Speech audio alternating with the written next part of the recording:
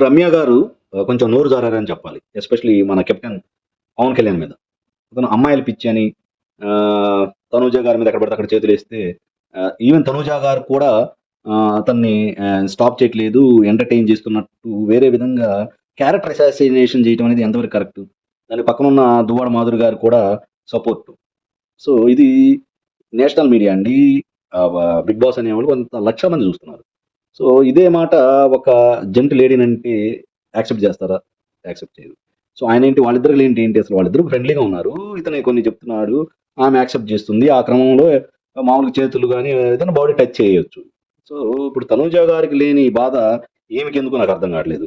So, మొత్తానికి మన పవన్ కళ్యాణ్‌ని కొంచెం తగ్గించడం కోసం వీళ్ళు చేస్తున్న ప్రాపగాండా అనిపిస్తుంది. సో, తనూజ గారికి తెలీదా? ఇద్దరు క్యారెక్టర్‌లు అసాసినేషన్ చేసినట్టు నాకనిపిస్తుంది. సో, రమ్య గారు ఇలాంటివి చేయకుండా ఉండటం బెటర్.